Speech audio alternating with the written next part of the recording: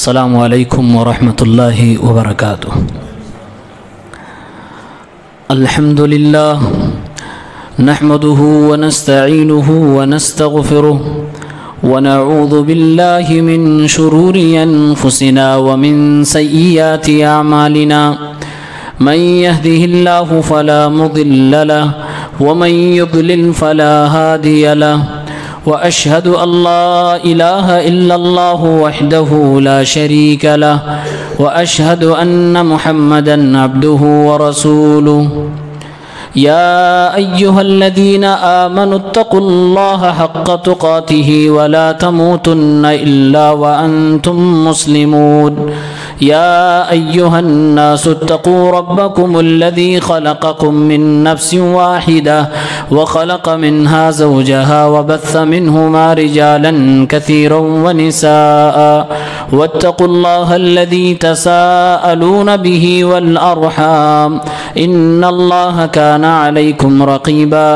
يا أيها الذين آمنوا اتقوا الله وقولوا قولا سديدا يصلح لكم أعمالكم ويغفر لكم ذنوبكم ومن يطع الله ورسوله فقد فاز فوزا عظيما أما بعد فإن خير الحديث كتاب الله وخير الهدي هدي محمد صلى الله عليه وسلم وشر الأمور محدثاتها وكل محدثة بدعة وكل بدعة ضلالة أعوذ بالله من الشيطان الرجيم بسم الله الرحمن الرحيم اليوم أكملت لكم دينكم وأتممت عليكم نعمتي ورضيت لكم الإسلام دينا۔ حاضرین مجلس، اسلامی بھائیوں، نوجوان ساتھیوں، عزیز بچوں، پردہ نشین ماں اور بہنوں، گزشتہ مہینے کے درس میں ہم اور آپ نے یہ سیکھا تھا کہ اسلام کے کتنے مصادر ہیں، اسلامک انفارمیشن کے کتنے سورسز ہیں، دینی اور مذہبی اسلامی باتوں کو جاننے کے لیے کیا کیا اور کون کون سے اوتھینٹک سورسز ہیں۔ تو اس میں ہم نے سیکھا تھا کہ بنیادی طور سے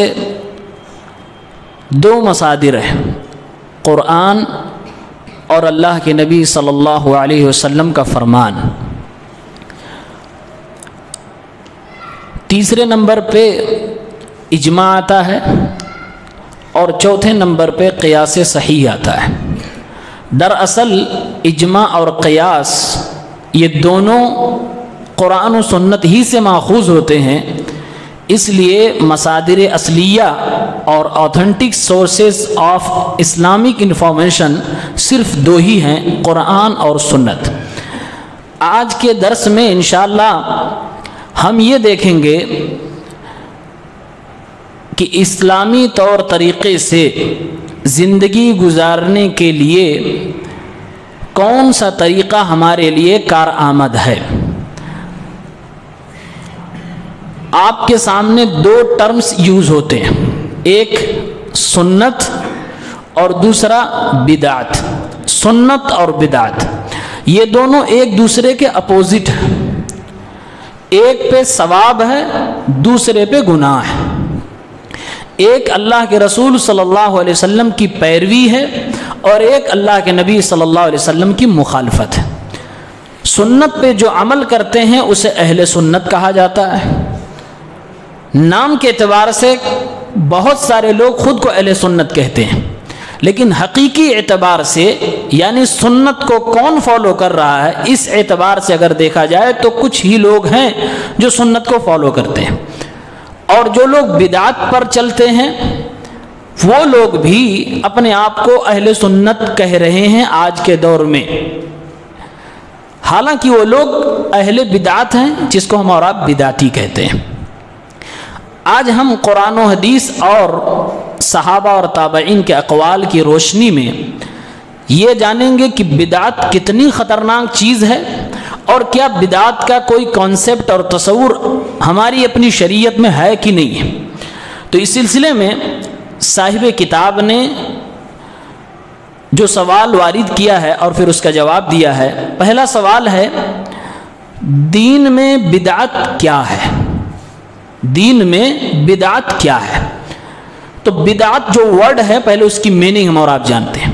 بدعت ایک عربک لفظ ہے، عربک ورڈ ہے، اس کا معنی ہوتا ہے نئی چیز۔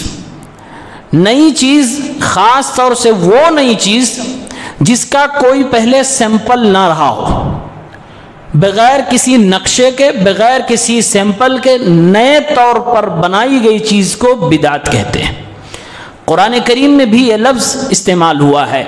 اللہ تبارک و تعالیٰ نے فرمایا خود اپنے بارے میں، بدیع السماوات والارض، اللہ رب العالمین آسمانوں اور زمینوں کو پیدا کرنے والا، ایجاد کرنے والا، بنانے والا ہے۔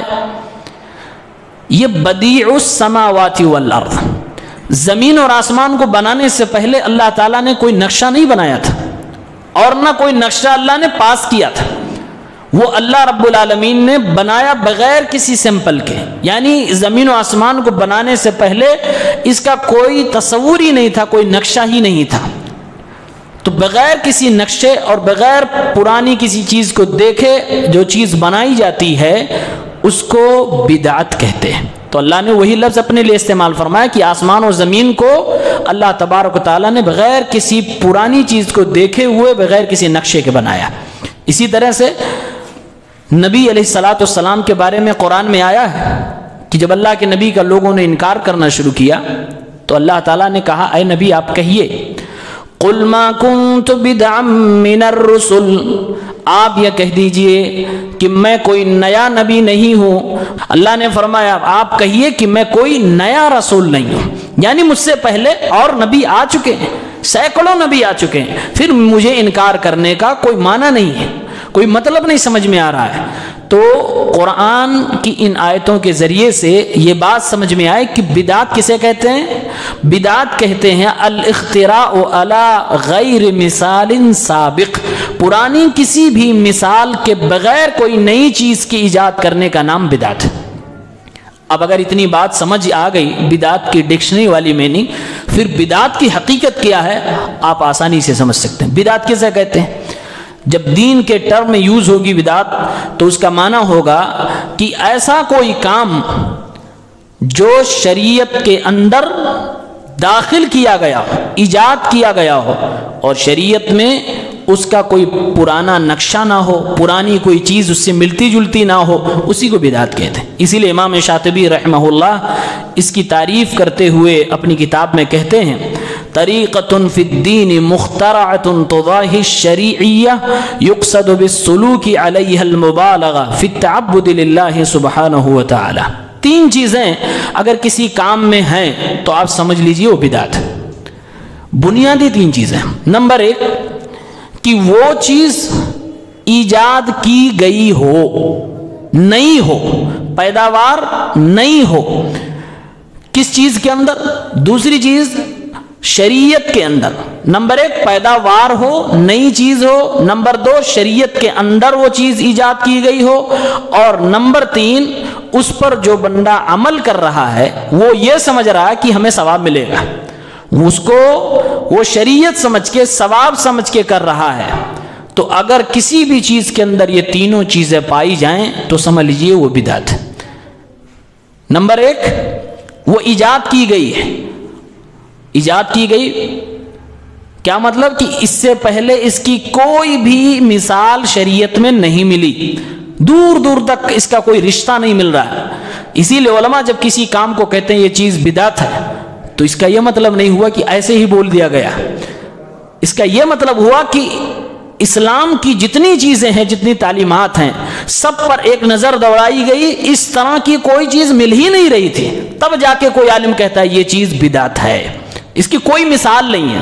تو یہ ایجاد کی گئی چیز ہو، دوسری چیز یہ کہ وہ شریعت کے اندر ایجاد کی گئی چیز ہو۔ دنیاوی اعتبار سے اگر کوئی چیز کو ایجاد کرتا ہے تو اسلام کے اندر وہ مباح جائز ہے۔ جیسے اللہ کے نبی کے زمانے میں ایروپلین نہیں تھا، آج کے دور میں ہے۔ اللہ کے نبی کے زمانے میں موبائل، اسمارٹ فون، لیپ ٹاپ یہ سب نہیں تھا، آج کے زمانے میں ہے۔ تو موبائل کا، لیپ ٹاپ کا اور ایروپلین کا یا نئی نئی چیزیں جو بھی سائنس اور ٹیکنالوجی کی چیزوں میں ایجاد ہوئی ہیں، یہ سب بدعت نہیں ہے۔ اس کو اگر کوئی بدعت کہتا ہے تو یا تو وہ بدعت کو سمجھا ہی نہیں کہ بدعت کسے کہتے ہیں، یا تو پھر سمجھ گیا لیکن وہ مذاق بنا رہا ہے۔ اس لیے بدعت جو دین کے نام پہ ایجاد کیا جائے گا اسی کو کہیں گے۔ دنیا کے نام پر، دنیا کی چیزوں میں جو نئی نئی ترقی آئے گی، اسلام اس کو بدعت نہیں کہتا، بلکہ وہ انسانی ترقی ہے، وہ مباح ہے اور ایسا ہونا چاہیے۔ یہ ترقی انسان کی ضرورت کے لیے، اس کی ترقی کے لیے انتہائی زیادہ ضروری ہے۔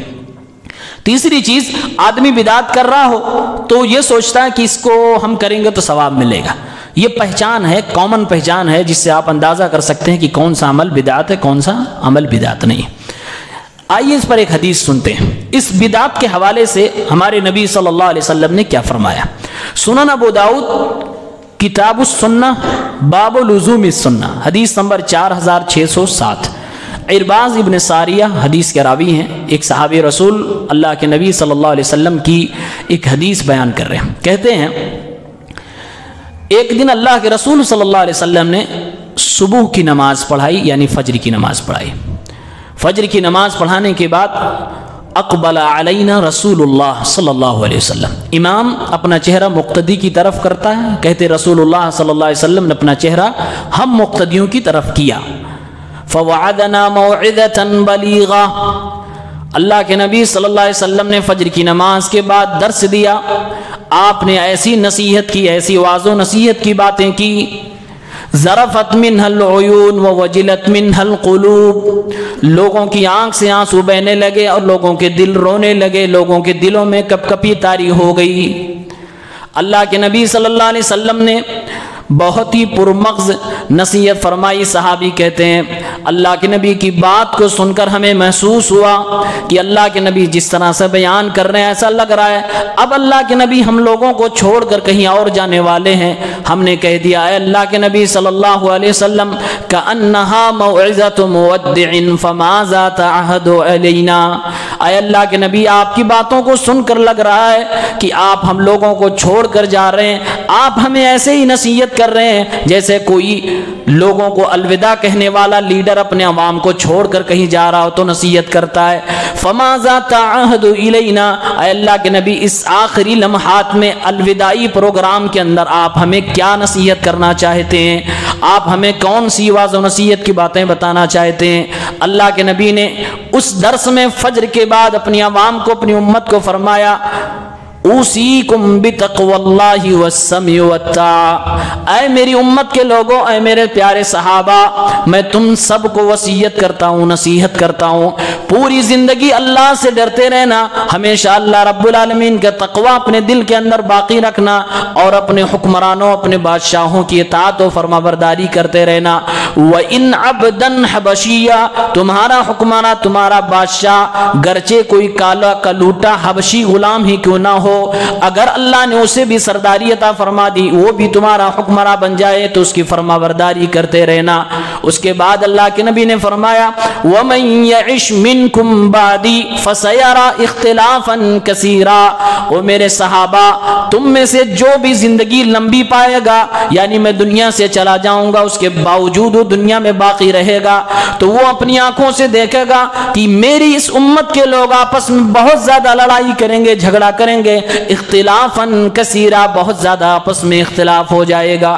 فعلیکم بسنتی وسنت الخلفاء المہدیین الراشدین، تو اس اختلاف والے ماحول میں جب لوگ آپس میں ایک دوسرے سے لڑ رہے ہوں گے، سب کی کتابیں ایک، سب کا نبی ایک، سب کا اللہ ایک، سب کا دین اسلام ایک، اس کے باوجود آپس میں لوگوں میں شدید اختلاف ہوگا۔ اللہ کے نبی صلی اللہ علیہ وسلم فرماتے ہیں اس اختلاف کو ختم کرنے کے لیے میری سنت کو، میرے طریقے کو لازم پکڑنا۔ میرے صحابہ ابو بکر عمر عثمان اور علی کی سنت کو لازم پکڑنا، خلفائے راشدین کی سنت کو لازم پکڑنا، تمسکوا بہا وعضوا علیہا بالنواجذ، اس کو مضبوطی سے پکڑنا، اور جیسے کوئی چیز اپنی زبان اپنے دانتوں سے اگر تم پکڑنا چاہتے ہو، خوب نوکیلے دانتوں سے اسے مضبوطی سے پکڑتے ہو، ایسے ہی اپنے نبی کی سنت کو، اپنے نبی کے طریقے کو مضبوطی سے پکڑ لینا۔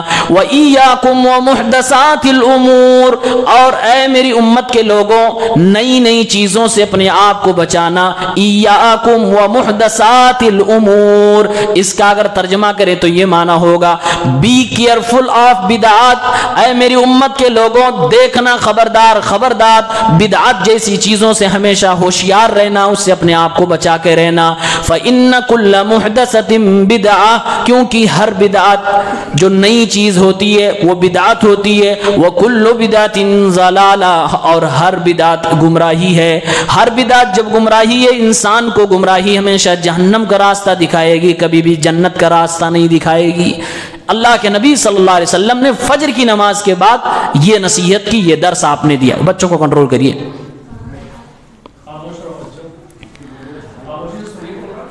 فجر کی نماز کے بعد ہمارے نبی صلی اللہ علیہ وسلم نے کیا نصیحت کی؟ تقوی کی نصیحت کی، اپنے اسلامی حکمراں کی فرما برداری کی نصیحت کی، اور تیسری جو سب سے لمبی نصیحت تھی اس فجر کے درس میں، بدعات سے دور رہیے اور سنت کے قریب آئیے۔ آج یہی آپ کے اس درس کا عنوان ہے کہ سنت کو اپنائیے، بدعات کو چھوڑیے۔ سنت اور بدعات کا جو ٹکراؤ ہے یہ شروع دور سے، پہلی صدی سے لے کر آج تک جاری ہے اور قیامت تک جاری رہے گا۔ ہمیشہ ایک بدعتی شخص ایک سنت پر عمل کرنے والے شخص سے نفرت ضرور کرے گا، اور اسی نفرت کی بنیاد پر بہت ساری برائیاں جنم لیتی ہیں، دشمنی، حسد، مار پیٹ، ایک دوسرے کو باطل کہنا، کفر کا حکم لگانا، نہ جانے مار پیٹ، قتل تک کی نوبت آ جاتی ہے اسی سنت اور بدعت کی لڑائی میں۔ حالانکہ وہ بھی اپنی زبان سے یہ کہتے ہیں کہ ہم اللہ کے نبی صلی اللہ علیہ وسلم سے محبت کرتے ہیں، ہمیں نبی سے پیار ہے، نبی کی سنتوں پہ ہم عمل کریں گے۔ دعویٰ صرف زبانی ہوتا، عمل نہیں ہوتا۔ حقیقت میں سچا مسلمان وہ ہے جو اپنے نبی صلی اللہ علیہ وسلم کی سنتوں پر عمل کرے۔ اسی طرح سے امام شاطبی رحمہ اللہ فرماتے ہیں کہ جو شخص بدعت پہ عمل کرتا ہے وہ دراصل شریعت پہ عمل نہیں کرتا، وہ اپنے من مانی زندگی گزار رہا ہے۔ کہتے ہیں انہ اتباع للہوا، بدعتی شخص اپنے نفس کا غلام ہوتا ہے۔ لأن العقل اذا لم يكن متبعا للشرع لم يبق له الا الهوى والشهوة، کیونکہ عقل اگر شریعت کی پابند نہیں ہے، ہر انسان کے پاس دماغ ہے، ہر انسان کا دماغ جو مسلمان ہے وہ شریعت کا پابند ہونا چاہیے، شریعت کے پیچھے رہنا چاہیے، اس کے آگے نہیں بڑھنا چاہیے۔ اگر شریعت کا پابند انسان کا دماغ نہیں ہے تو 100% ہے کہ وہ انسان اپنے نفس کا پابند ہوگا، اپنی شہوت کا اور اپنے ہوا پرستی کا وہ غلام ہوگا۔ تو جو شخص سنت کی مخالفت کرے، سنت سے جس کو چڑ ہو جائے، 100% گارنٹی ہے کہ اس کو بدعت سے محبت ہوگی، اور بدعت کو پروموٹ کرنے والا بھی کسی نہ کسی دن وہ بن ہی جائے گا۔ اسی لیے ہمیں اور آپ کو بدعت سے کوسوں دور رہنا چاہیے۔ بدعت کے حوالے سے صحابہ کرام نے، تابعین اعظام نے کیا کہا ہے، آئیے چند نمونے آپ کے سامنے رکھتا ہوں۔ ایک صحابی ہیں حذیفہ ابن یمان رضی اللہ عنہ، کہتے ہیں کل عبادت لم يتعبدها اصحاب رسول اللہ فلا تعبدوها، اے اللہ کے نبی صلی اللہ علیہ وسلم کے پیارے ساتھیوں، ہر وہ عبادت جسے اللہ کے نبی کے ساتھیوں نے نہیں کیا، ہر وہ عبادت جسے اللہ کے نبی کے ساتھیوں نے یعنی صحابہ کرام نے نہیں کیا، فلا تعبدوها، تم وہ عبادت کبھی نہ کرنا۔ بات عبادت کی ہو رہی ہے، کہہ رہے ہیں ہر وہ عبادت جسے صحابہ نے نہیں کیا وہ عبادت کبھی تم نہ کرنا۔ عبداللہ ابن مسعود فرماتے اتبعوا ولا تبتدعوا فقد کفیتم، اے لوگوں اللہ کے نبی کی اتباع کرو، بدعت کو نہ ایجاد کیا کرو، بدعت پہ عمل نہ کیا کرو، نبی کی سنت میں جنت میں لے جانے کے لیے کافی ہے۔ بدعات پہ عمل کر کے اپنی نیکیوں کو برباد نہ کیا کرو۔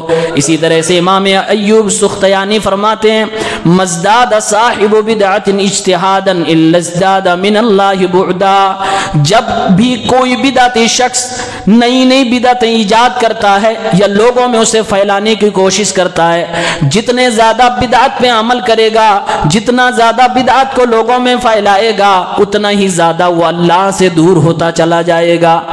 جتنا زیادہ بدعتی بدعت میں گھستا جائے گا، اتنا ہی وہ اللہ رب العالمین سے دور ہوتا جائے گا۔ امام سفیان ثوری رحمہ اللہ نے بہت اہم بات کہی، آج بدعتیوں کو ہماری بات کیوں نہیں سمجھ میں آتی، اس کا ریزن انہوں نے بتایا۔ کہتے ہیں البدعۃ احب الی ابلیس من المعصیہ، بدعت ابلیس کی نگاہ میں تمام گناہوں میں سب سے بہترین اور پسندیدہ گناہ ہے۔ ابلیس کا کام کیا ہے کہ ہمیں اور آپ کو شریعت سے دور کرے۔ ابلیس کا کام کیا ہے کہ آدم کی اولاد سے آدم کی وجہ سے جو جنت سے نکالا گیا، رادہ درگاہ کیا گیا، اس کا بدلہ لے۔ وہ بدلے کی پوزیشن میں ہے، اور جو شخص بدلے کی پوزیشن میں ہوتا ہے وہ کوئی بھی راستہ، کوئی بھی طریقہ نہیں چھوڑے گا اپنے دشمن سے بدلہ لینے کے لیے، ہر طریقے سے بدلہ لینے کی کوشش کرے گا۔ اور وہ دشمن ہمیشہ یہ چاہے گا ایسا وار کروں جو وار دائمی وار ہو، ہمیشہ کے لیے ہو، اور زخمی گہرا دے کے چلا جائے، ہمیشہ کے لیے انسان کو اپاہج بنا جائے، ہمیشہ اس طرح کا انسان کرتا ہے۔ ابلیس بھی اسی طرح سے مسلمانوں کے ساتھ کر رہا ہے۔ کہتے ہیں البدعۃ احب الی ابلیس من المعصیہ، ابلیس کی نگاہ میں سارے گناہ تو پسندیدہ ہیں، لیکن سارے گناہوں میں بدعت جیسی گناہ ابلیس کو بڑی پیاری لگتی ہے، بڑی اچھی لگتی ہے۔ المعصیۃ یتاب منہا، وجہ کیا ہے؟ کہتے ہیں کہ انسان چوری کرنے والا ہو، زنا کرنے والا ہو، جھوٹ بولنے والا ہو، بےایمانی کرنے والا ہو، کوئی بھی گناہ کر رہا ہو، اس کو اگر سمجھایا جائے تو ممکن ہے وہ توبہ کر لے گا، کیونکہ وہ پہلے یہ مان جائے گا ہاں یہ گناہ ہے۔ بدعتیوں کی پرابلم کیا ہے؟ والبدعۃ لا یتاب منہا، بدعت کرنے والا کبھی توبہ جلدی نہیں کرتا، کیونکہ وہ مانے گا ہی نہیں کہ وہ گناہ کر رہا ہے۔ جو جس برائی کو برائی ہی نہ مانتا ہو تو توبہ کی کوئی بات ہی نہیں ہوتی۔ لأن صاحب البدعۃ یظن انہ علی حق، کیونکہ بدعتی کی سب سے بڑی پرابلم یہ ہوتی ہے کہ وہ یہ اپنے آپ کو مانتا کہ وہی حق پر ہے۔ بدعتی جب خود کو حق پہ ماننے لگتا ہے تو آپ کی باتوں کو وہ نہیں مانے گا، توبہ کی نوبت ہی نہیں آئے گی، اور اس طرح سے وہ اپنی باتوں پہ ضد کر جائے گا، ڈٹ جائے گا، آپ سے لڑنے بھی لگے گا، مار پیٹ کرنے پہ بھی آ جائے گا۔ یہ بدعتی اسی لیے جلدی توبہ نہیں کرتے۔ اور کہیں نہ کہیں دنیا میں اللہ کی طرف سے یہ پھٹکار ہے بدعتیوں کے لیے، ان کو توبہ کی توفیق نہیں ملتی، کیونکہ توبہ کی توفیق دینے والا اللہ ہے، اور اللہ تعالیٰ کسی کو توبہ کی توفیق دے تو یہ کہیں نہ کہیں اشارہ کہ اللہ اس کی توبہ قبول کرنا چاہتا ہے، ورنہ توفیق ہی نہیں اللہ دیتا توبہ کرنے کی۔ بہت سارے ایسے گناہ ہوتے ہیں کہ انسان گناہ کرتا ہے، بعد میں پہلے بار بار کرتا رہتا ہے، چاہتا ہے کہ میں اس سے چھٹکارا پا جاؤں، لیکن توبہ نہیں کرتا۔ کیوں؟ اس لیے کہ اللہ تعالیٰ اس کو توبہ کی توفیق نہیں دے رہا ہوتا۔ اس لیے علماء نے لکھا ہے کہ اگر اللہ تعالیٰ کسی کو توبہ کرنے کی توفیق دے دے، یعنی دل میں خیال آ جائے کہ یہ تو بہت ہو گیا، اب چلو توبہ کر لیتے ہیں، اور توبہ کرنے کے لیے وہ مسجد میں یا اپنے گھر میں مصلی پہ بیٹھ بھی جائے، نمازیں بھی پڑھ لے، ہاتھ بھی اٹھا لے، دعا کرنے لگے، تو گویا کہ اللہ تعالیٰ نے اس کو توفیق دے دی۔ اس کا مطلب یہ ہے کہ اللہ اس کی توبہ قبول بھی کرنا چاہتا ہے، ورنہ اللہ توفیق بھی نہیں دیتا۔ تو بدعتی کو توبہ کی توفیق ہی نہیں ملتی ہے، کیونکہ وہ اپنے آپ کو حق پہ مانتا ہے۔ امام اوزاعی رحمہ اللہ فرماتے ہیں علیک بآثار من سلف وان رفضک الناس، اے لوگو بدعتیوں کا ایک دور آئے گا، بدعتی سرگرم ہوں گے، ہر طرح سے اپنی تبلیغ کریں گے، تو ایسے دور میں تم لوگ اسلاف کی، سلف صالحین کے آثار پہ چلنا، ہمیشہ سلف صالحین کے طریقے پہ چلنا، گرچہ دنیا تمہیں اگنور کر دے، گرچہ دنیا میں تمہیں الگ تھلگ کر دیا جائے، ساری دنیا تمہاری مخالف ہو جائے، لیکن اپنے سلف صالحین کے طریقے پہ رہنا۔ وَإِيَّاكَ وَآرَاءَ الرِّجَالِ، اور خبردار خبردار لوگوں کی باتوں پہ عمل نہ کرنا. عمل کی بات آئے گی تو اللہ اس کے رسول کی باتوں پہ عمل کرنا.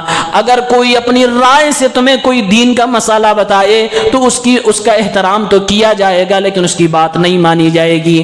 اللہ اس کے رسول کے حوالے سے کوئی بات کرے تو اس کی بات مانی جائے گی.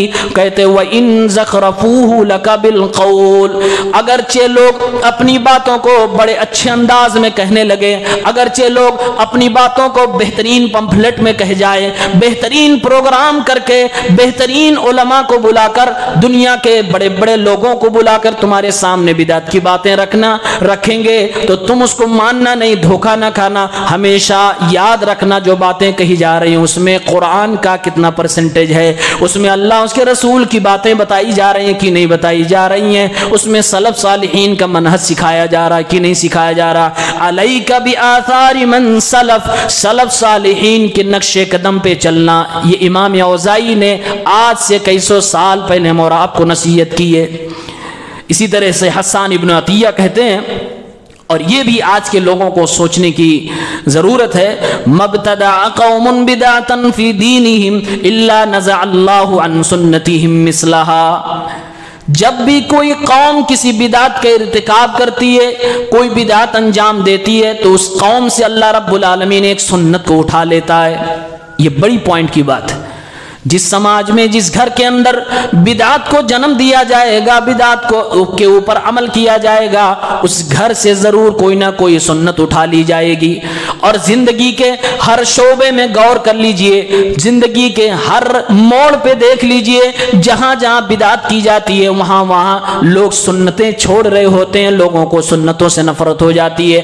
اب تو نوبت یہ آ گئی ہے، بدعت پر عمل کرنے کے چکر میں لوگ فرض تک چھوڑ جا رہے ہیں، نمازیں تک چھوڑ دیتے ہیں، عبادات تو چھوڑ دیتے ہیں، سنت کی تو بات ہی الگ ہے. جب بھی بدعت پہ عمل ہوگا تو سنت چھوڑ دی جائے گی. مثال دینے کی ضرورت نہیں، ہر بدعتی پروگرام میں، مجلس میں، جلوس میں آپ دیکھیں گے سنت کی دھجی اڑائی جائے گی. وہ بدعت کی مجلس ہے ہی نہیں جس میں سنت کی دھجی نہ اڑائی جائے. اور سنت کس کی؟ رسول اللہ صلی اللہ علیہ وسلم کی. اللہ تعالی ہم سب کو بدعت جیسے گھناؤنے عمل سے محفوظ رکھے. شیطان جس کو پسند کر رہا ہو، ابلیس کی نگاہ میں جو محبوب عمل ہو، وہ محبوب عمل بدعت انسان کر رہا، مسلمان کر رہا ہے. حضرت عمر سے ایک قول منقول ہے، وہ کہتے ہیں بدعتیوں کے حوالے سے، ایاکم واصحاب الرائے، اے لوگوں ہمیشہ قرآن و سنت کو چھوڑ کر اپنی رائے اور عقل سے جو لوگ بات کرتے ہیں دین کے معاملے میں، خبردار خبردار ان سے دور رہنا. فَإِنَّهُمْ أَعْدَاءُ السُّنَنِ، کیونکہ یہ لوگ سنتوں کے دشمن ہیں. اعداء مطلب دشمن. کہتے ہیں کہ جو رائے اور عقل سے گفتگو کرے، جو فتویٰ بازی کرے اپنی عقل سے، اپنی رائے سے، جس میں کتاب و سنت کا کوئی شائبہ نہ ہو، فَإِنَّهُمْ أَعْدَاءُ السُّنَنِ، یہی لوگ سنتوں کے دشمن ہوتے ہیں. آیتہم الأحادیث ان يحفظوها، ایسے لوگوں کو حدیثیں یاد نہیں ہوتی، ایسے لوگ ذہنی مریض ہوتے ہیں، ایسے لوگ دماغی اور قلبی مریض ہوتے ہیں. ان کو حدیثوں سے نفرت ہوتی ہے، ان کو اللہ کے نبی کی سنتوں سے نفرت ہوتی ہے. جس چیز سے انسان کو نفرت ہو وہ چیز اسے یاد بھی نہیں ہوا کرتی ہے. ایسے لوگوں کو حدیثیں یاد نہیں ہوتی ہیں. فقالوا بالرائے، تو یہ لوگ فتویٰ بھی دیتے ہیں تو حدیث چھوڑ کر اپنے منمانی فتویٰ دینے لگتے ہیں، رائے سے اور عقل سے فتویٰ دیتے ہیں. فضلوا واضلوا، تو یہ خود بھی گمراہ ہوتے ہیں، دوسروں کو بھی گمراہ کر دیتے ہیں. اس لیے اگر علم نہ ہو، بغیر علم کے فتویٰ بازی کرنا یہ خود اپنے آپ میں ایک بدعت ہے، اور یہ گمراہی کا سبب ہے. اور یہ وہ گمراہی نہیں ہے جو آپ تک ہی سیمت رہے گی، یہ وہ گمراہی ہے کہ جس کے شکار آپ تو خود ہوں گے، اس کے بعد جن لوگوں کو آپ فتویٰ دیں گے وہ سارے کے سارے لوگ اس کے شکار ہو جائیں گے. اسی لیے اللہ کے نبی صلی اللہ علیہ وسلم نے فرمایا قیامت کی نشانیوں میں سے ہے کہ لوگ علماء کو چھوڑ دیں گے، جاہلوں سے فتویٰ پوچھیں گے، اور جاہل بھی خوشی کے مارے فتوے دے گا، وہ کبھی نہیں کہے گا کہ مجھ سے نہ پوچھو. تو اللہ کے نبی فرماتے ہیں وہ خود گمراہ ہوگا اور دوسروں کو بھی لے جائے گا، ڈبا دے گا. اسی طرح سے امام حسن سے ایک مقولہ منقول ہے. آج آپ دیکھتے ہوں گے لوگ کہتے ہیں کہ یہ جو اپنے آپ کو کہتے ہیں کہ ہم حدیثوں پہ عمل کرنے والے ہیں، سنتوں پہ چلنے والے ہیں، یہ لوگ عمل بہت کم کرتے ہیں۔ ارے ان کو دیکھو، وہ تو تسبیح ہاتھ میں لے کر چل رہے تھے، ان کے ہاتھ میں ہمیشہ تسبیح کا دانہ ہوتا ہے، وہ 24 گھنٹے میں اکثر اوقات مسجد میں گزارتے ہیں، 4 مہینہ یہاں لگایا، 40 دن یہاں لگایا، خوب نیکیاں کر رہے ہیں، اور یہ دیکھو جو لوگ کہتے ہیں ہم سنت پہ عمل کرتے ہیں، ان کے یہاں عمل ہی نہیں ہے۔ ایسے لوگوں کے لیے یہ قول ہے، کہتے ہیں عمل قلیل فی سنہ خیر من عمل کثیر فی بدعہ، تھوڑا عمل کرو، سنت کے مطابق کرو، یہ بہتر ہے، بیسٹ ہے بہت سارے عمل سے جو بدعت کے ساتھ کیا جاتا ہے۔ اس لیے عمل کی کوالٹی ہمیشہ اللہ چیک کرتا ہے، اللہ کوانٹٹی نہیں دیکھتا ہے۔ کوانٹٹی اتنی ہی اللہ کو چاہیے جتنا اللہ نے کہہ دیا کہ 4 رکعت ظہر میں تو 4 رکعت۔ اب آپ اگر 10 پڑھ رہے ہیں تو اللہ کو وہ 4 کے بعد والے سے کوئی مطلب نہیں، بلکہ گناہ دے گا، وہ بدعت ہو جائے گی، آپ 4 کے بجائے 5 پڑھنے لیں گے۔ جتنی تعداد اللہ نے بتایا ہے وہ تو اللہ نے فکس کر دیا کہ ہم کو اتنا چاہیے۔ اب کوالٹی آپ سے اللہ مانگ رہا ہے، کوالٹی کیسے آئے گی؟ سنت پر عمل کرنے سے آئے گی۔ بدعت کو لوگ انکلوڈ کر دیتے ہیں، کیوں؟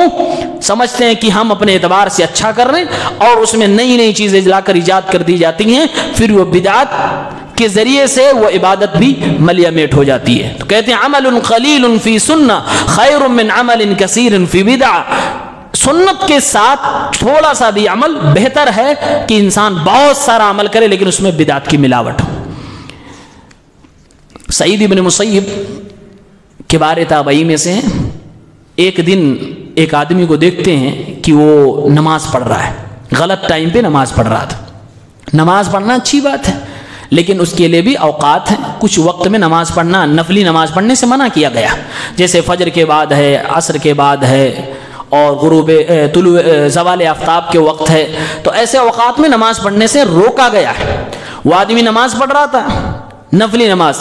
سعید ابن مسیب رحمہ اللہ نے فرمایا لا تفعل ھذا، اس وقت تم نماز نہ پڑھو۔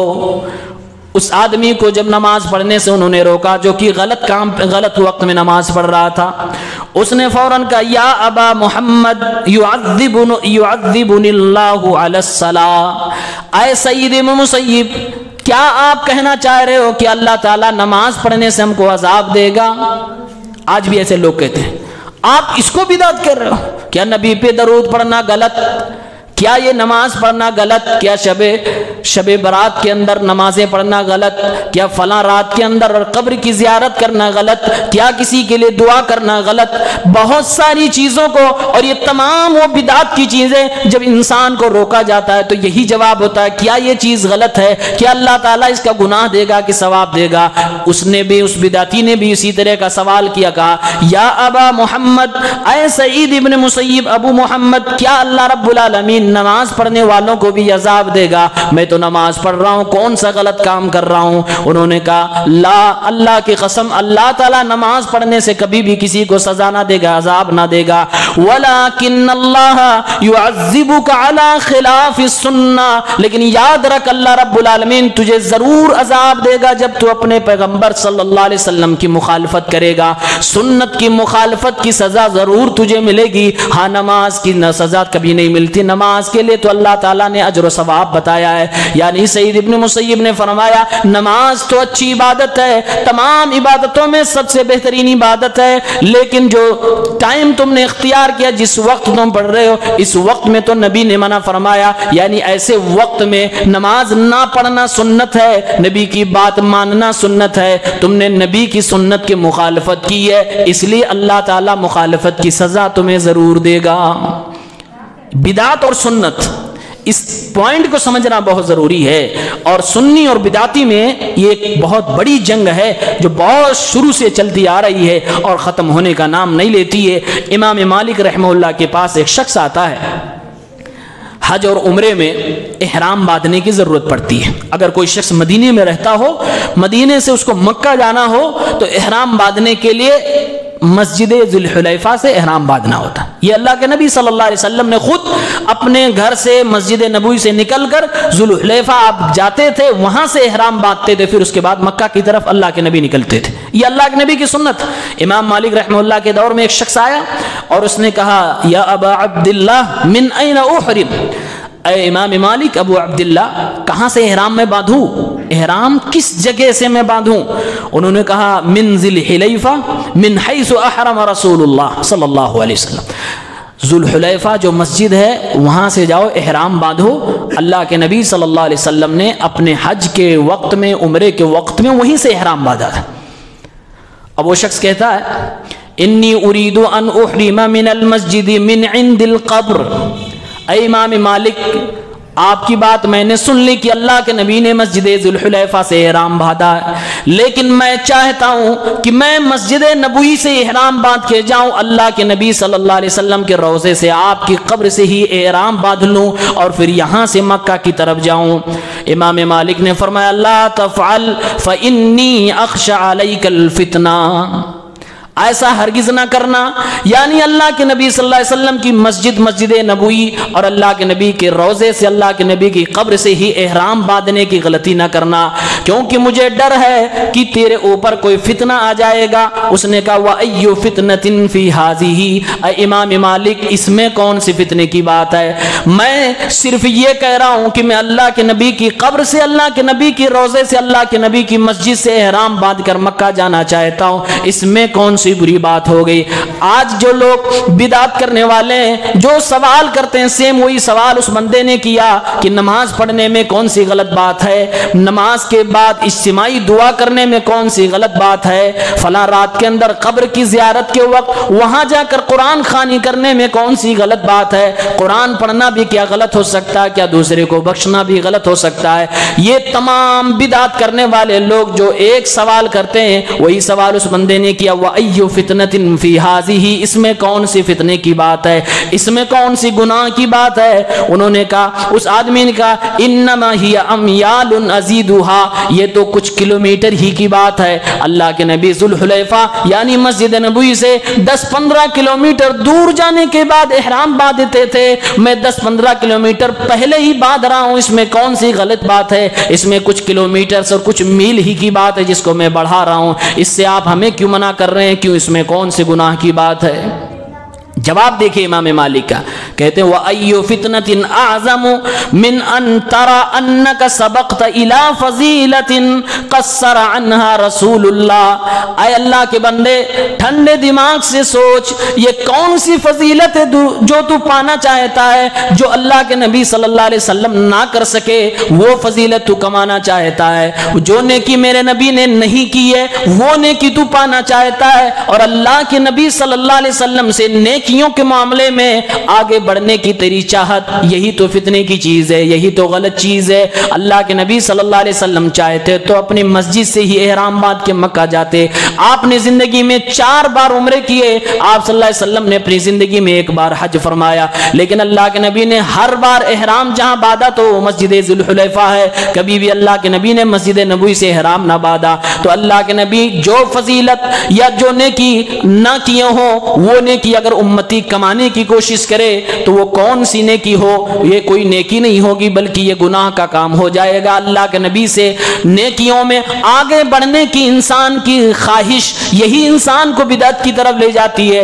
اگر کوئی انسان بدعت کرتا ہے تو گویا کہ وہ یہ سوچ رہا ہے کہ اللہ کے نبی صلی اللہ علیہ وسلم یہ نیکی نہیں کیے، صحابہ نے یہ نہیں کیا، لاؤ ہم کر لیتے ہیں، یہ نیکی ہمیں مل جائے گی۔ اے میرے بھائیوں مسلمانوں، اللہ کی قسم وہ نیکی نہیں ہوتی جس کو نبی نے نیکی نہ کیا ہو، جس نیکی کو نبی نے ہاتھ نہ لگایا، نبی کے صحابہ نے نہ کیا ہو، وہ نیکی ہوتی ہی نہیں۔ اللہ کے نبی صلی اللہ علیہ وسلم خود اپنی زبان سے بیان فرماتے ہیں، اے میری امت کے لوگوں، جو دین میں نے تمہیں دیا ہے بڑا صاف شفاف ہے، جس طرح سے دن میں اجالا ہوتا ہے، میرے دین کی جو راتیں ہیں وہ دن کے اجالوں سے بھی زیادہ اجالی ہیں، اس میں کوئی پیچیدگی نہیں ہے، ساری چیزیں واضح ہیں، ساری چیزیں دن کے اجالے میں جیسے تم دیکھ سکتے ہو اسے دین کے معاملات بھی واضح ہیں۔ اللہ کے نبی بیان فرماتے ہیں، آسمان میں اگر کوئی پرندہ بھی میرے دور میں اڑ رہا ہے میں نے اس پرندے کے بارے میں بھی تمہیں بتا دیا ہے۔ اے میری امت کے لوگوں، کبھی بھی یہ مت سوچنا کہ میرے نبی نے کوئی چیز چھپا لی ہے، اور جب بدعتی بدعت کر رہا ہوتا ہے تو وہ یہی کہہ رہا ہوتا ہے کہ نعوذ باللہ اللہ کے نبی نے یہ بات ہم سے چھپا لی تھی، ہمیں نہیں بتائے، اور آج ہم کو پتا چلی ہے، چلو اب ہم یہ کر لیتے ہیں۔ اس لیے بدعت سے ہمیں اور آپ کو دور رہنا چاہیے۔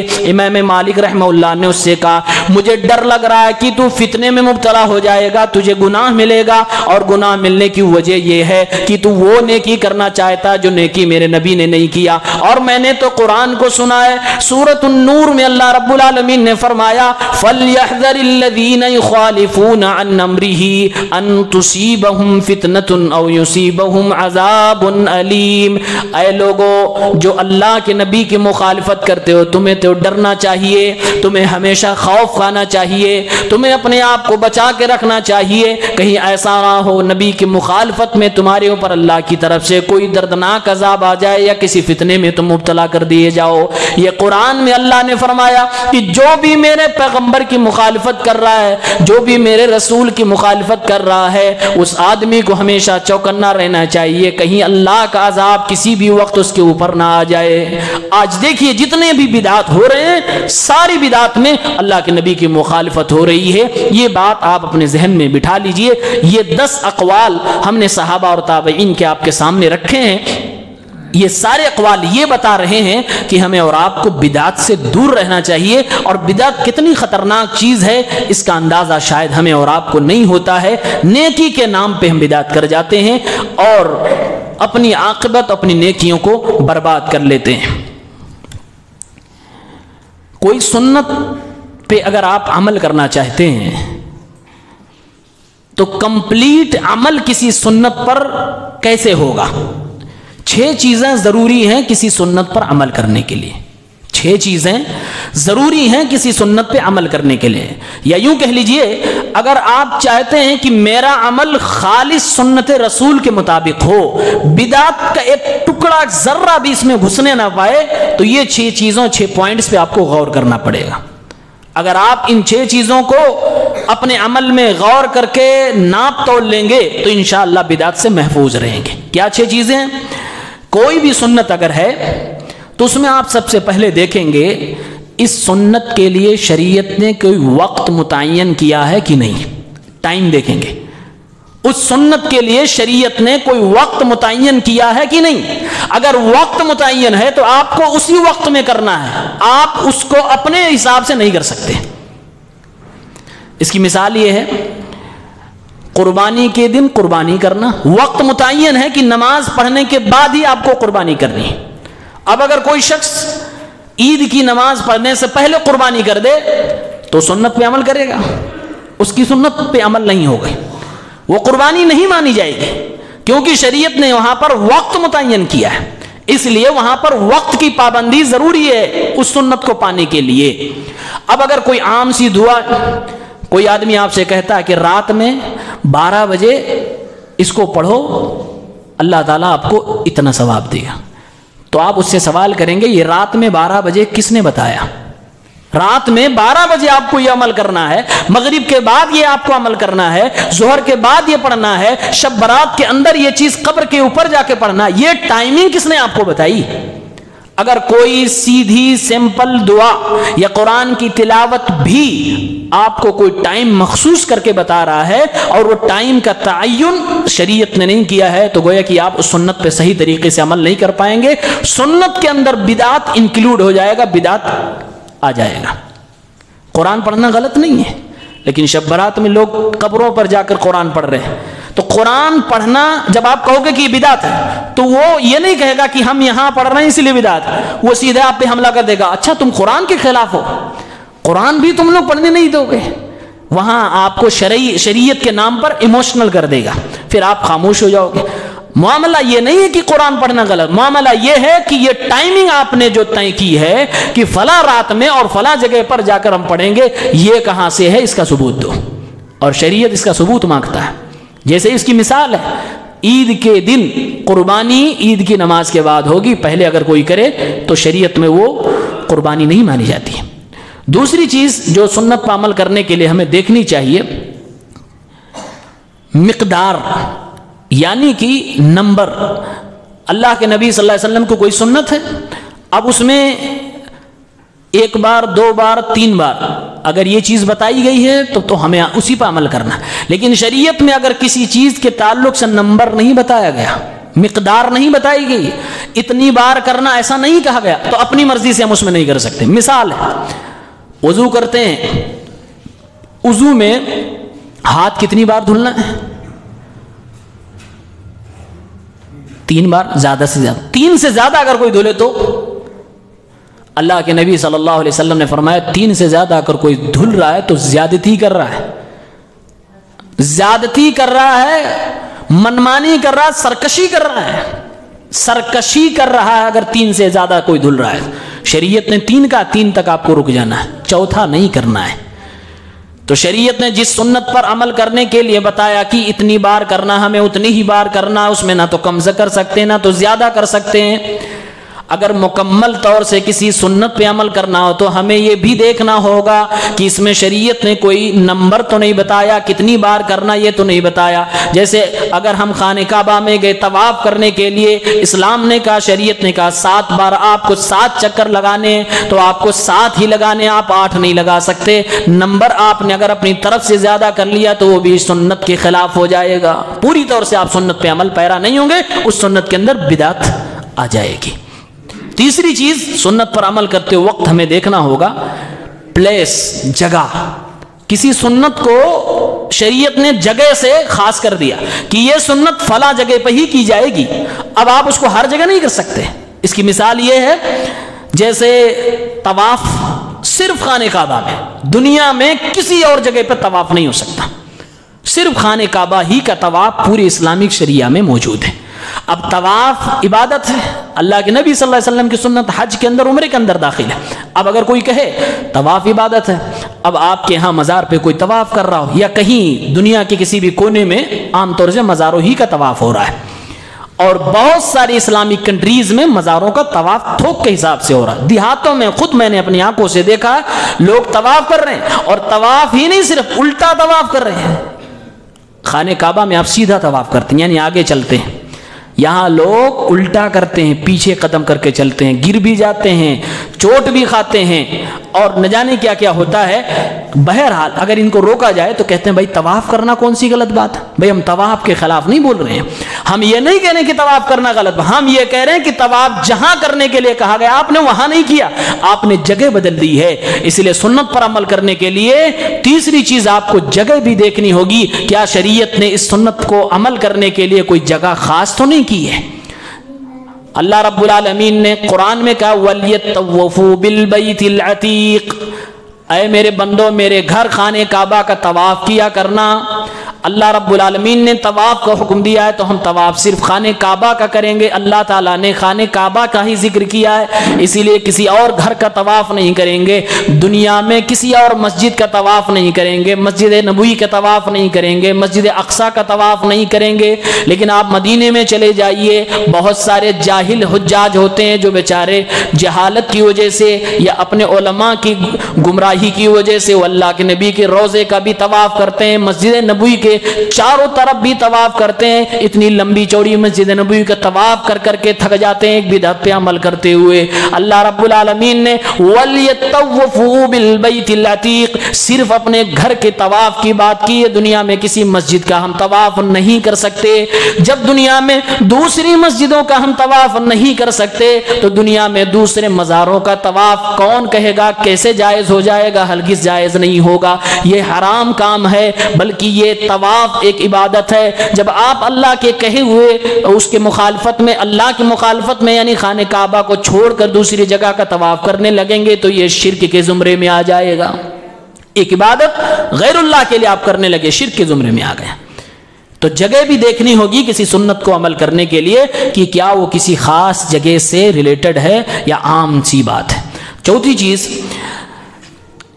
میٹیریل بھی دیکھنا ہوگا، جو چیز آپ عمل کر رہے ہو وہ جنس بھی دیکھنی ہوگی، وہ میٹیریل بھی دیکھنا ہوگا۔ مثال کے طور پہ قربانی کرنا ہے، قربانی کے جانور خاص چوپائے قرآن کریم میں اللہ تعالیٰ نے بتایا ہے، مذکر اور مؤنث نر و مادہ ملا کے 8 قسم کے ہو رہے ہیں۔ کچھ ہیں جس میں اختلاف ہے، وہ اختلاف والی بات چھوڑتے ہیں۔ گھوڑے میں اختلاف نہیں ہے، گھوڑے کی قربانی نہیں ہوگی، اس میں کوئی اختلاف نہیں۔ مرغی کی قربانی نہیں ہوگی، اس میں کوئی اختلاف نہیں ہے۔ اب اگر کوئی کہے اسلام نے قربانی مانگی ہے، بھائی آج کے لوگوں کو چکن زیادہ پسند ہے تو 10,000 کا ایک بکرا کم سے کم ہم لائیں گے 2 دانت والا، 10,000 میں ہمیں کم سے کم 1 کنٹل چکن ملے گا، تو 1 کنٹل مرغی لاتے ہیں اور اس کے بعد اسی کی ہم قربانی کرتے ہیں، کیونکہ لوگوں کو چکن زیادہ پسند ہے۔ اس کے بعد کٹوائیں گے، اس کے بعد بھنڈارا بنوائیں گے، لوگوں کو خوب کھلائیں گے، ہماری قربانی بھی ہوگی، غریبوں کی مدد بھی ہو جائے گی، بھوکے لوگوں کو کھلا بھی دیں گے۔ یہ لوجک دے سکتے ہیں لوگ۔ بہت سارے لوگ اس سے تھوڑا اور آگے بڑھتے ہیں، کہتے ہیں بھائی قربانی کی ضرورت ہی نہیں، وہی پیسہ غریبوں کو مدد کر دو۔ یہ اس سے بھی بڑی بات، خطرناک بات ہے۔ ایسے لوگوں کو معلوم ہی نہیں کہ سنت کسے کہتے ہیں اور سنت پہ عمل کرنا کون سی چیز ہوتی ہے۔ سنت پہ عمل کرنے کے لیے میٹیریل کی بھی چھان بین اور تحقیق ضروری ہے۔ کون سی چیز یہاں پر کرنے کے لیے کہا گیا ہے وہی چیز آپ کو کرنی ہے، اس دائرے میں رہ کر کرنا، آپ اس سے باہر نہیں جا سکتے۔ اسی طرح سے اگر آپ قربانی کریں، گرچہ آپ کو چکن محبوب ہے، گھوڑے کا گوشت محبوب ہے، دوسرے جانوروں جو حلال ہے گوشت محبوب ہے، لیکن ہم قربانی میں وہ جانور ذبح کریں گے، اسلام میں کہا جائے گا قربانی نہیں مانی جائے گی۔ اس لیے ضروری ہے کہ وہ چیز بھی آپ دیکھیں کہ وہ چیز اسلام میں اس سنت کے اندر فٹ ہوگی کہ نہیں ہوگی۔ 5ویں چیز کنڈیشن بھی دیکھی جائے گی، یعنی کیسے اس کو کیا گیا ہے، وہ چیز بھی ہمیں اور آپ کو دیکھنے کی ضرورت ہے۔ مثال کے طور پہ اللہ کے نبی صلی اللہ علیہ وسلم جو نماز پڑھتے ہیں تو کیسے نماز پڑھتے تھے؟ پہلے رکوع کرتے تھے کہ پہلے سجدہ؟ پہلے رکوع کرتے تھے، پھر بعد میں سجدے کا نمبر آتا۔ اب کوئی کہے نماز ہی تو پڑھنا ہے، لاؤ آج پہلے سجدہ کرتے ہیں بعد میں رکوع کریں گے، نماز ہوگی اس کی؟ نہیں ہوگی، کیونکہ آپ نے طریقہ بدل دیا، کنڈیشن بدل دی، حالت بدل دی، اس کی ترتیب بدل دی۔ اس لیے سنت کے عمل کے لیے 5ویں یہ چیز بھی ضروری ہے کہ آپ اس سنت کے لیے کنڈیشن دیکھیں، اس کی کیفیت دیکھیں، میرے نبی صلی اللہ علیہ وسلم نے کیسے اس سنت کو انجام دیا ہے۔ اور صحابی کا تو بیان ہی ہے کہ ہر وہ عبادت جو رسول اللہ صلی اللہ علیہ وسلم اور آپ کے صحابہ نے نہیں کیا، اس عبادت کو کرنے کی ضرورت ہی نہیں ہے۔ مطلب یہ ہوا جو بھی عبادتیں صحابہ کر کے گئے ہیں، اور جب کر کے گئے ہیں تو اس کا پریکٹیکل نمونہ بھی آپ کے پاس موجود ہے۔ آپ کو ایسے ہی بے آب و گیا وادی میں اندھیروں میں چھوڑ کر میرے پیغمبر صلی اللہ علیہ وسلم نہیں گئے ہیں، اس لیے وہاں سے طریقہ لیا جائے گا جہاں سے صحابہ کرام لیا کرتے تھے، تابعین اعظام سلف صالحین لیا کرتے تھے۔ اسی طرح سے وضو کی مثال لیجئے، وضو میں پہلے آپ کو ہاتھ دھلنے، بعد میں لاسٹ میں پیر دھلنا۔ اب کوئی بولے نہیں ہم پہلے پیر دھلیں گے بعد میں ہاتھ دھلیں گے، اسی میں الٹا پلٹا کرنے لگے، کر وہی سارا کام لیکن آدمی ترتیب بدل دے رہا ہے، پہلے کو بعد میں، بعد والے کو پہلے میں کرنے لگے، تو سنت پہ عمل کر رہا ہے، وضو ہی نہیں ہوگا اس کا، چاہے 10 بار دھلے وضو نہیں مانا جائے گا۔ اس لیے سنت پر عمل کرنے کے لیے کیفیت اور کنڈیشن بھی دیکھا جائے گا۔ اور 6 اور آخری چیز، سنت پر عمل کرنے کے لیے وجہ، سبب اور ریزن بھی دیکھنا چاہیے۔ کوئی سنت ہے، اس سنت کو نبی نے کیوں کیا تھا، وہ ریزن اگر ہمیں معلوم ہے تو اسی ریزن پہ ہم کریں گے۔ مثال کے طور پہ نماز پڑھنا 2 رکعت ثواب کا کام ہے، لیکن اگر آپ ہر بار جب سفر سے آئیں اپنے گھر میں گھسیں 2 رکعت نماز پڑھیں اور اس کو آپ اپنی زندگی کا لامع عمل بنا لیں، لائے عمل بنا لیں، روٹین بنا لیں، اور اس کو آپ سنت سمجھنے لگیں کہ جب جب ہم گھر میں داخل ہوں گے 2 رکعت نماز پڑھیں گے، تو یہ بات صحیح ہوگی؟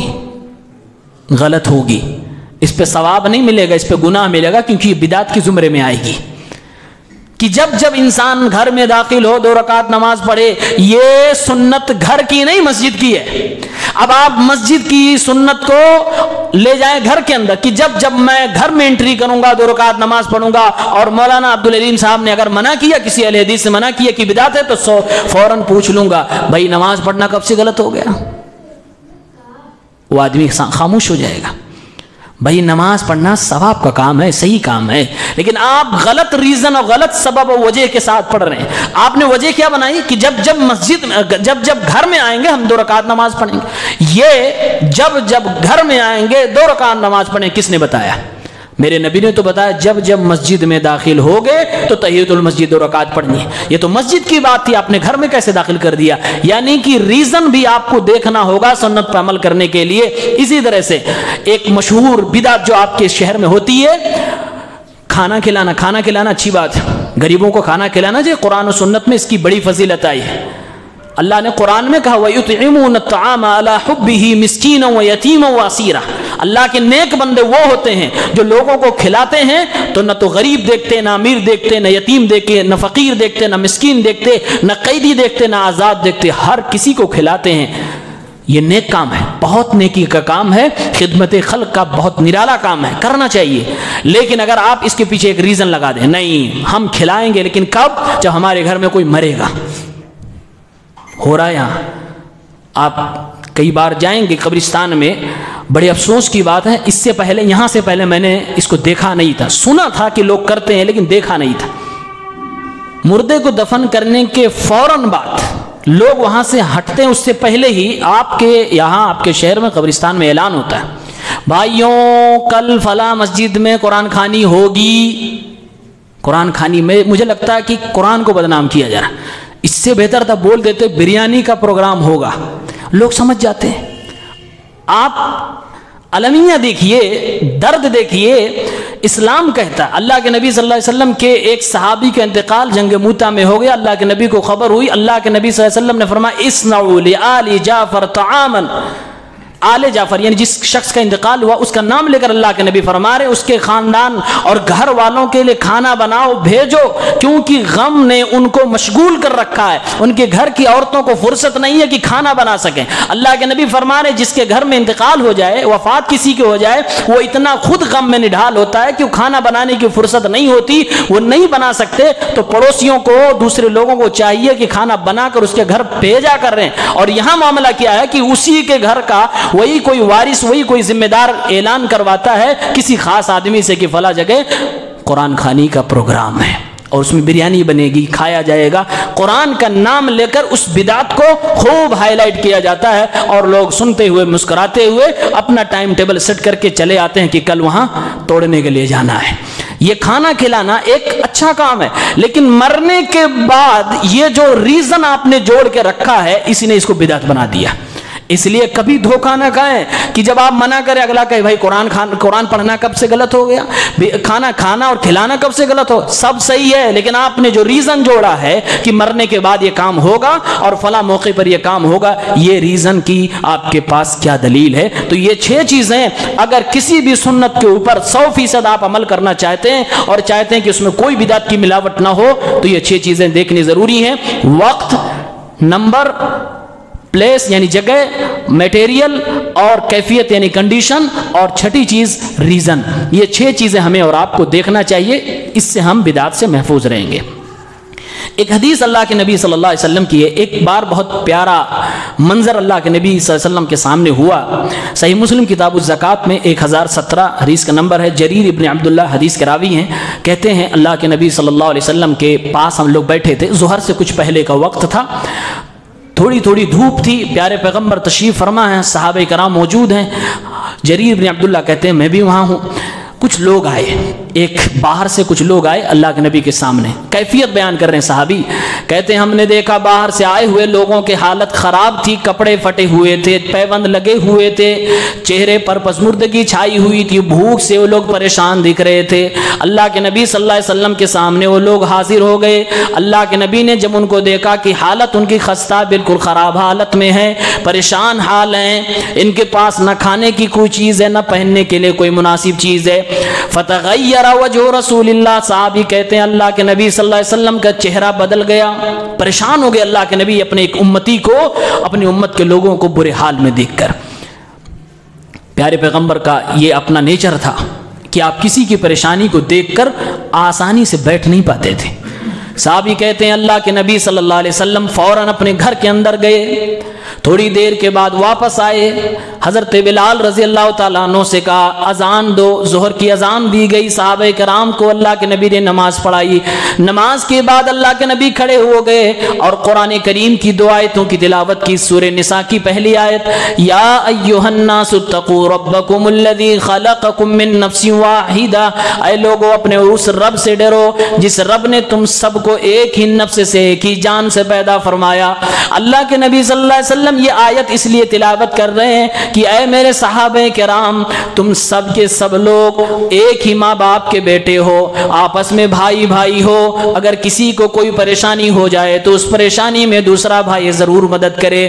اللہ کے نبی نے یہ آیت تلاوت کی اور اس کے بعد سورہ حشر کی تلاوت کر رہے ہیں، یا ایھا الذین آمنوا اتقوا اللہ ولتنظر نفس ما قدمت لغد واتقوا اللہ۔ اے ایمان والو اللہ رب العالمین سے ڈرو۔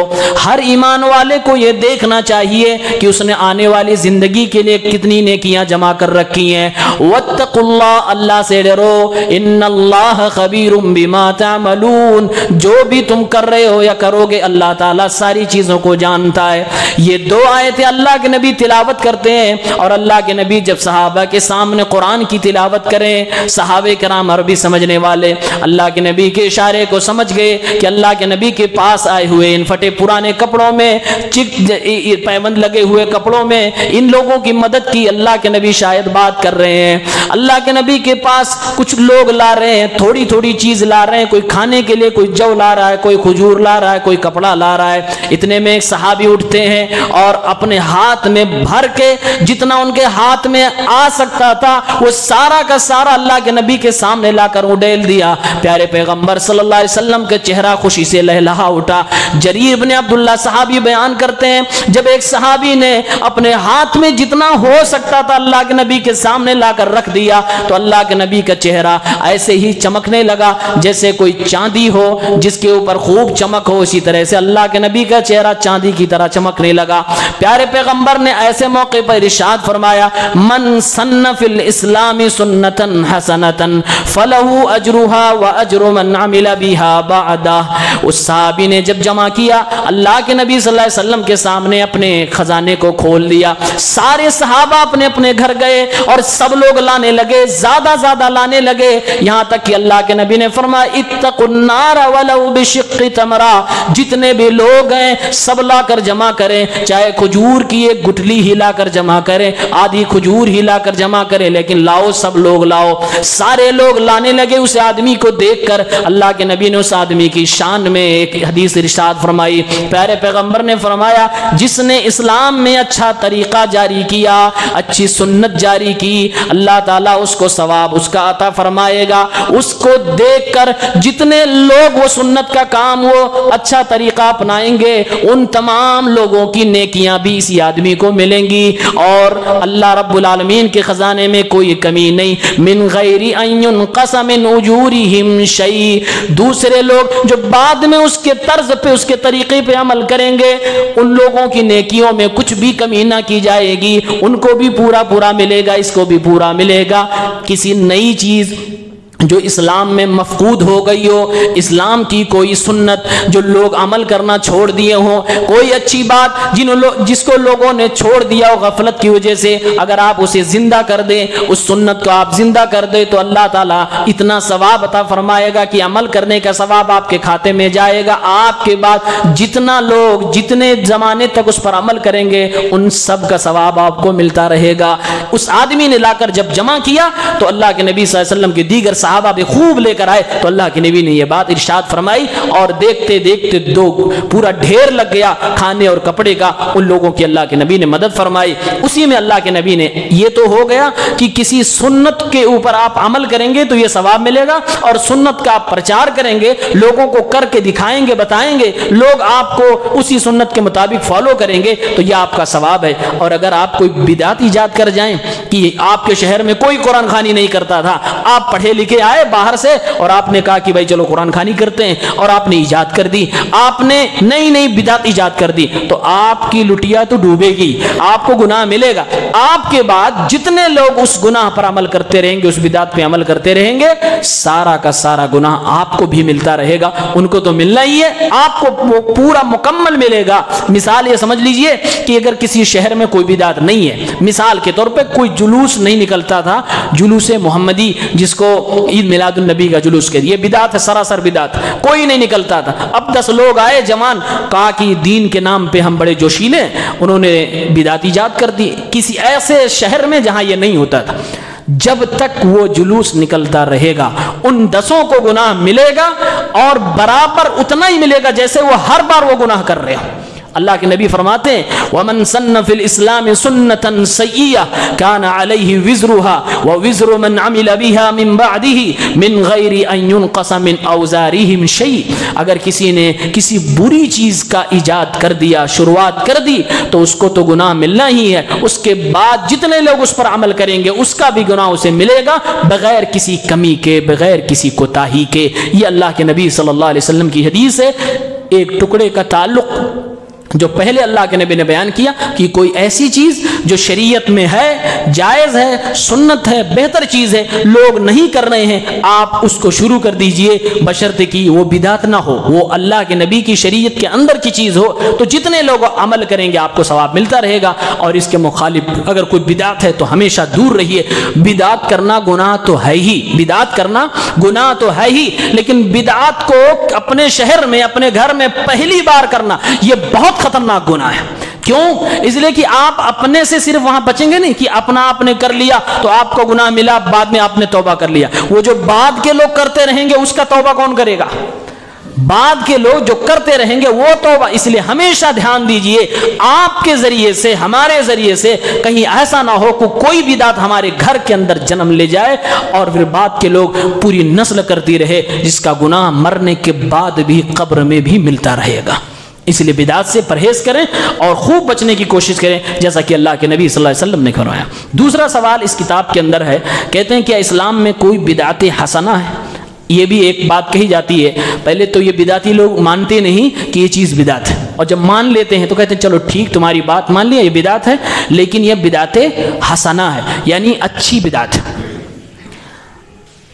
بدعت حسنہ کا جو چورن بیچا جا رہا ہے، اس چورن کو جاننے کے لیے 4 باتیں دماغ میں بٹھائیے. یہ غلط ہے، کتنا غلط ہے، کیسے سمجھائیں گے یا کیسے آپ سمجھیں گے. نمبر 1، آپ اپنے دماغ میں یہ بٹھا لیں کہ شریعت سازی یہ اللہ کا کام ہے. مطلب شریعت بنانا، دین کے قوانین پاس کرنا یہ اللہ کا کام ہے. کس کا کام ہے؟ اللہ کا کام ہے. قرآن کریم میں اللہ رب العالمین نے مشرکین کے بارے میں کہا ام لہم شرکاء شرعوا لہم من الدین ما لم یأذن بہ اللہ.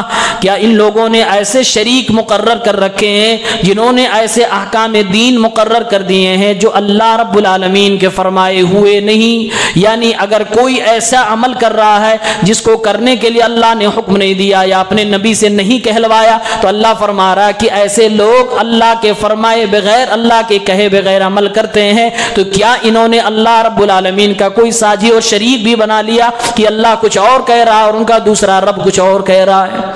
اللہ تعالیٰ نے کہا اللہ نے جو نہیں فرمایا ہے وہ آپ کو نہیں کرنا. اسی کو بدعت کہتے ہیں. پہلی چیز، شریعت کس کا کام ہے بنانا؟ اللہ تعالیٰ کا. شریعت بنانا بڑے بڑے مولویوں کا بھی کام نہیں ہے، دنیا کے کسی عالم کا کام نہیں کہ وہ شریعت بنائے. عالم چھوڑیے، کسی نبی کو اجازت نہیں ہے کہ وہ اپنی مرضی سے شریعت بنائے. نبی کو بھی اجازت نہیں. اس کی مثال دیں، اللہ کے نبی معراج پہ گئے، اللہ کے نبی صلی اللہ علیہ وسلم کے اوپر 50 وقت کی نماز فرض ہوئی. حضرت موسیٰ سے ملاقات ہوئی، موسیٰ علیہ السلام نے کہا فرجع الی ربک، جائیے اپنے رب کے پاس، کم کروائیے. گئے، کم کروایا گیا، اور اس کے بعد کم ہوتے ہوتے 5 ہو گئی. اس کے بعد اللہ تعالیٰ نے کہا کہ 5 آپ کے اوپر فرض کر دی گئی، آپ کی پوری امت 5 وقت کی نماز پڑھے گی. نماز کم کروانے کے لیے بھی اللہ کے نبی کو اللہ کے پاس جانا پڑا اور بار بار ریکویسٹ کرنی پڑی. 2 نبیوں کے مشورے سے 50 سے 5 نماز ہوئی. اللہ کے نبی اپنی مرضی سے نماز بھی نہیں کم کر سکے. مطلب یہ ہوا کہ شریعت بنانا اور قانون بنانا یہ صرف اللہ رب العالمین کا اختیار ہے، کسی نبی کا بھی اختیار نہیں ہے. جب کسی نبی کو بھی یہ پاور نہیں ملا ہے، پھر کسی عالم یا کسی مفتی کو یہ کیسے پاور مل سکتا؟ کوئی کیسے کہہ دے کہ یہ چیز اچھی ہے، یہ بدعت ہے مان لیا، لیکن اچھی بدعت. اور اچھی جب کوئی چیز آپ کہہ رہے ہیں، کس کے نگاہ میں اچھی؟ آپ کی نگاہ میں اچھی ہے، میری نگاہ میں اچھی ہے. بھائی ہر آدمی کا ٹیسٹ الگ ہے. کوئی چیز مجھے اچھی لگ رہی ہے، ہو سکتا ہے آپ کو اچھی نہ لگے، آپ کو اچھی لگ رہی ہے مجھے نہ اچھی لگے. تو جو شریعت میں کوئی چیز اچھی ہے تو مطلب یہ اللہ کی نگاہ میں اچھی ہے، اللہ کی نگاہ میں اچھی. اور جب اگر اللہ کی نگاہ میں اچھی ہے تو ظاہر سی بات اللہ نے کہا ہوگا. کس نے آپ کو بتا دیا کہ یہ تو چیز اچھی ہے، یہ بدعت ہے، اچھی بدعت ہے، لیکن اللہ نے اس کو نہیں بتایا ہے؟ تو پھر آپ کو کیسے پتا چلا کہ اللہ کو یہ چیز اچھی لگ رہی ہے؟ پھر آپ کیسے کسی چیز کو بدعت حسنہ کہہ رہے ہیں؟ تو پہلی چیز بدعت حسنہ کی خطرناکی کو سمجھنے کے لیے ضروری ہے آپ یہ جانیں کہ شریعت بنانے کا کام اللہ کا کام ہے، کسی اور کا نہیں۔ دوسری چیز، یہ شریعت بنانے کا جو کام تھا وہ کمپلیٹ ہو چکا، وہ ختم ہو چکا ہے۔ اب اس دور میں شریعت کی مینوفیکچرنگ کی دکان بند ہے، وہ اللہ کے نبی کے جانے کے بعد سے ہی بند ہو چکا ہے۔ قرآن میں اللہ نے کہا الیوم اکملت لکم دینکم واتممت علیکم نعمتی ورضیت لکم الاسلام دینا، میں نے دین کو مکمل کر دیا، اسلام کو مکمل کر دیا۔ جب دین مکمل، شریعت مکمل، تو شریعت کے قانون اسی وقت بنائے جانے بند کر دیے گئے۔ اب اللہ کے نبی کے بعد کوئی صحابی شریعت نہیں بنا سکتے، کوئی تابعی نہیں بنا سکتے، کوئی امام نہیں بنا سکتے، کوئی ولی، کوئی عالم نہیں بنا سکتا۔ شریعت اللہ رب العالمین بناتا ہے، اور وہ بنانے کا کام اللہ کے نبی کی وفات کے ساتھ ساتھ دنیا سے ختم ہو گیا، بن گیا۔ اب تیسری چیز، اللہ تعالیٰ نے شریعت بنانے سے ہمیں اور آپ کو منع بھی کیا ہے، یعنی کہ جو ہو گیا ہو گیا، اب آگے اس میں ایڈ نہیں کر سکتے، اس میں کچھ اضافہ نہیں کر سکتے۔ قرآن میں اللہ تعالیٰ نے کہا یا ایھا الذین آمنوا اطیعوا اللہ واطیعوا الرسول ولا تبطلوا اعمالکم، اے ایمان والو اللہ کی رسول کی اطاعت کرو، اپنے اعمال کو برباد نہ کرو۔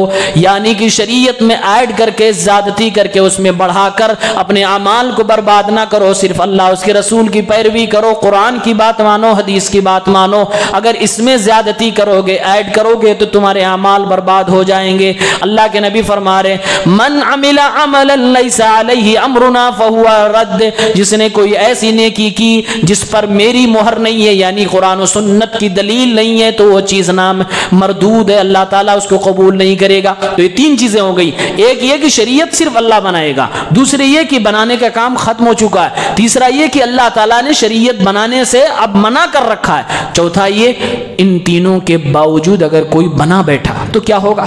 یعنی بدعت کے راستے بند ہیں، اب اگر کوئی بدعت کا ایجاد کر بیٹھا تو کیا ہوگا؟ تو اللہ کے نبی کی حدیث اس میں بھی موجود ہے کہ وہ کام ریجیکٹ کر دیا جائے گا، اللہ کی بارگاہ میں قبول نہیں ہوگا، مردود ہوگا۔ اس لیے اللہ کے نبی صلی اللہ علیہ وسلم فرماتے ہیں من احدث فی امرنا ھذا ما لیس منہ فہو رد، جس نے میرے دین کے اندر کوئی چیز ایجاد کی جس پر کوئی قرآن و سنت کی دلیل نہیں ہے، فہو رد، تو وہ مردود ہے، اللہ تعالیٰ اس کو قبول نہیں کرے گا۔ اس کی دو مثالیں دیکھیے۔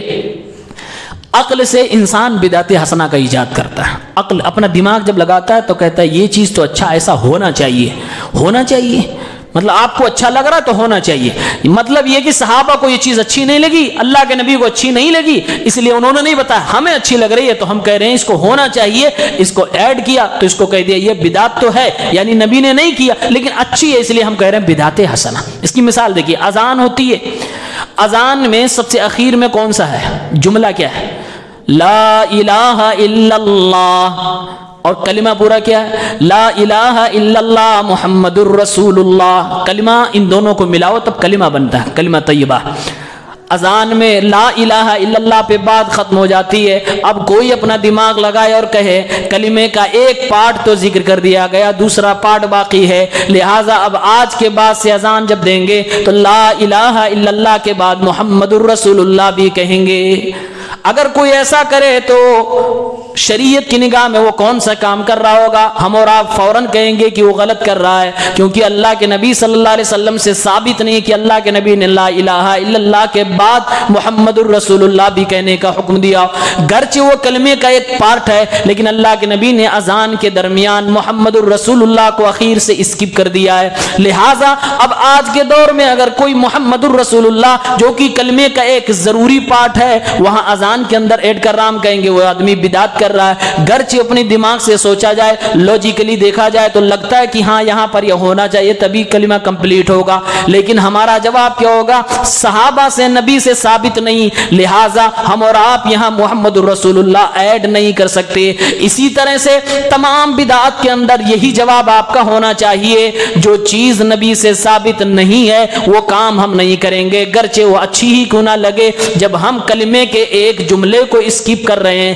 اس لیے کہ ثابت نہیں ہے، اور اگر جوڑ دیں بدعت بن جائے تو دنیا کی تمام عبادات میں، تمام بدعات کے اندر جو کیا جا رہا ہے وہ سب کے سب آپ یہی جواب دے سکتے ہیں۔ دوسری اس کی مثال ہے، نماز پڑھائے ہم، نماز میں سب سے اخیر میں کیا کہتے ہیں؟ السلام علیکم ورحمۃ اللہ، السلام علیکم ورحمۃ اللہ کہتے ہیں۔ سلام کے تعلق سے اسلام کیا کہتا ہے؟ اسلام کہتا ہے کہ جب کوئی سلام کرے تو آپ کو جواب دینا ہے، جواب دینا واجب ہوتا ہے، فرض ہے۔ اگر ہم نے آپ سے سلام کر لیا تو آپ کا جواب دینا فرض ہو گیا۔ وَإِذَا دَعَاكَ فَأَجِبْهُ، جب بلائے تو آپ کو جواب دینا ہے۔ سلام کرنا سنت ہے، اگر آپ کسی سے ملیں تو سلام کریں، اس پہ ثواب ہے، اچھی بات، لیکن اگر آپ نے نہیں کیا، اگلے نے آپ سے کر لیا تو آپ کو اب جواب دینا فرض ہو گیا، واجب ہو گیا، نہیں اگر جواب دیں گے گناہ ملے گا۔ امام صاحب نے کہا السلام علیکم ورحمۃ اللہ، اب مقتدی پیچھے سے کہے وعلیکم السلام، امام صاحب کیا ہوگا؟ صحیح ہوا کہ غلط ہوا؟ امام صاحب کہہ رہے السلام علیکم ورحمۃ اللہ، پیچھے سے مقتدی بولے وعلیکم السلام ورحمۃ اللہ وبرکاتہ۔ امام صاحب کیا حال ہے، کیسے، کتنے دن بعد آپ آئے، یہ اچھا کام ہوگا؟ اب امام صاحب پوچھے بھائی کیوں ایسا کیا تم نے؟ بولے امام صاحب سلام کا جواب دینا ضروری ہے، آپ نے کہا السلام علیکم ورحمۃ اللہ، پیچھے سے ہم نے کہا وعلیکم السلام ورحمۃ اللہ، امام صاحب کیا حال ہے؟ یہ غلط ہوگا کہ صحیح ہوگا؟ بدعت ہے یہ، کیوں؟ جواب کیا ہے؟ سمپل جواب ہے۔ پیارے پیغمبر نے اپنی زندگی میں نہ جانے کتنی نمازیں پڑھائی، آپ صلی اللہ علیہ وسلم سلام پھیرتے تھے، آپ کے بعد صحابہ نے پڑھائی، ابو بکر صدیق نے اللہ کے نبی کے دور میں ہی 17 نمازیں پڑھائی، لیکن کبھی کسی مقتدی نے امام کے جواب میں وعلیکم السلام نہیں کہا۔ سمپل جواب ہوگا، جب صحابہ نے نہیں کہا، اللہ کے نبی نے نہیں کہا، پھر ہم یہ کام کیسے کریں؟ گرچہ لاجک دماغ میں بیٹھ رہی ہے، گرچہ عقل کے حساب سے بات تو سمجھ میں آ رہی ہے کہ اگلا سلام کر رہا ہے، لاؤ جواب ہی دے دیتے ہیں، لیکن یہاں پر جواب نہیں بتایا گیا، جواب ثابت نہیں۔ اگر کوئی جواب دے رہا تو گویا کہ بدعت کر رہا ہے۔ بدعت کو سمجھنے کے لیے چھوٹی دو مثالیں ہیں، یہ ہمیں اور آپ کو سمجھنا چاہیے۔ بدعت ایک خطرناک چیز ہے، انسان کے دین کو برباد کرنے والی چیز ہے، اور یہ وہ گناہ ہے جس گناہ کو لوگ گناہ ہی نہیں سمجھتے ہیں، اس لیے زیادہ سے زیادہ اس پر توجہ دینے کی ضرورت ہے۔ انشاءاللہ آگے کے دروس میں جیسے ہم لوگوں نے تفصیل سے یہ سیکھا کہ شرک کیا ہے، شرک اکبر کیا ہے، بڑا شرک کیا ہے، چھوٹا شرک کیا ہے، جتنی تفصیل ہو سکتی تھی عوامی لیول پر بتائی گئی، آپ کے سامنے رکھی گئی، اور میرا ایسا ماننا ہے کہ جس نے بھی سارے دروس اٹینڈ کیا ہوگا، یہ ویڈیوز جو اویلیبل ہیں یوٹیوب پر، اگر پورا سن لے تو انشاءاللہ وہ شرک سے اپنے آپ کو بچانے میں اپنے آپ کو تیار سمجھے گا، اور اپنی نسل کو، اپنے آل اولاد کو سمجھانے کے لیے اس کے لیے کافی ہوں گی۔ اسی طرح سے آنے والے دروس میں انشاءاللہ ہم اور آپ دیکھیں گے کہ بدعات کیا کیا ہے، کون کون سی بدعات جو ہمارے دور میں، ہمارے علاقے میں، ہمارے قریہ میں اور ہماری سٹی بستی میں، شہر میں پائے جاتے ہیں، ان بدعات کے اوپر اسلام کیا کہتا ہے۔ انشاءاللہ بدعات کا پوسٹ مارٹم انشاءاللہ اگلے دروس میں ہوگا، اور مسلسل کئی بدعات سال بھر میں جو بدعات ہوتی ہیں ایک کے بعد آپ کے سامنے رکھی جائیں گی۔ بس آپ لوگوں سے گزارش ہے کہ زیادہ سے زیادہ یہاں آنے کی کوشش کریں۔ اللہ تعالی ہم سب کو کہنے سننے سے زیادہ عمل کرنے کی توفیق عنایت فرمائے۔ پروردگار عالم عمر دراز نیکی کے ساتھ ہم سب کو عطا فرمائے، تاکہ ہم اس مشن میں کامیاب ہوں اور لوگوں کو صحیح دین بتا سکیں، پہنچا سکیں، تاکہ لوگ عمل کریں، دین صاف ستھرا ہو، عمل نیک ہو، اللہ کی بارگاہ میں قبول ہو۔ وآخر دعوانا ان الحمد للہ رب العالمین، والسلام علیکم ورحمۃ اللہ وبرکاتہ۔